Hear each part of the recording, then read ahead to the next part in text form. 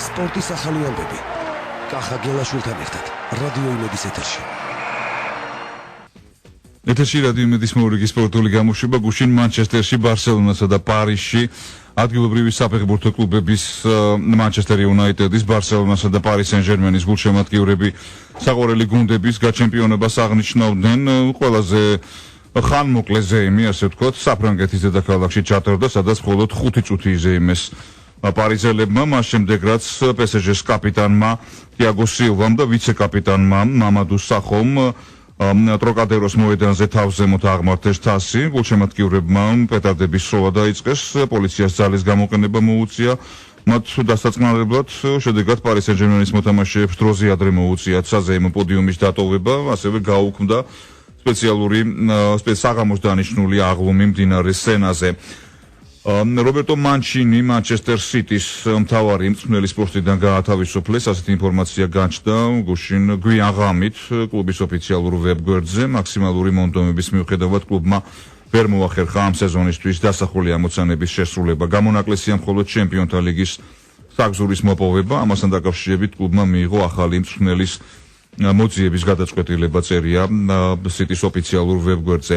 მთავარი მწვრთნელის მოვალეობის შემსრულებლად ბრაიან კიდი დაინიშნა, მანჩინის ყოფილი თანაშემწე.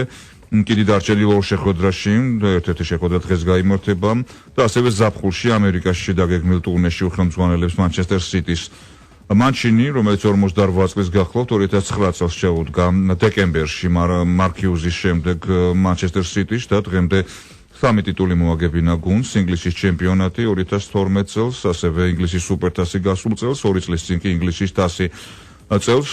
იტალია სპეციალისტს არც თუ დამაჯერებელი შედეგები ჰქონდა კლუბში, წააგო პრემიერ ლიგის ტიტული, ჩარჩა ჩემპიონთა ლიგის ჯგუფში და ასევე რამდენიმე დღის წინ, როგორც მოგესწრებათ, უიგანთან ინგლისის თასის ფინალი წააგო.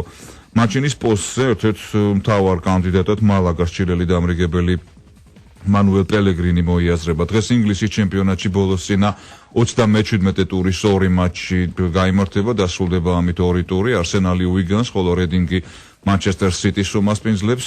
გამარჯვების შემთხვევაში არსენ ვენგერის გუნდი ერთი ქულით გადაასწრებს დანაქალაქურ ტოტენჰემ ჰოტსპურს და ჩემპიონთა ლიგაზე გამსვლელ მე-4 ადგილზე დამკვიდრდება. მე-2 ადგილზეა შეგახსენებთ მანჩესტერ სიტი 75 ქულით, 72 ქულა აქვს ლონდონის ჩელსის. ანუ დღევანდელ მატჩში რედინგთან ფრის შემთხვევაშიც კი მთავარი მწვრთნელის გარეშე დარჩენილი მანჩესტერ სიტი მე-2 ადგილს შეინარჩუნებს, რაც შეეხება რედინგს. ამ გუნდს უკვე დატოვებული აქვს პრემიერ ლიგა, ბოლოდან მე-2 ადგილზეა რედინგი.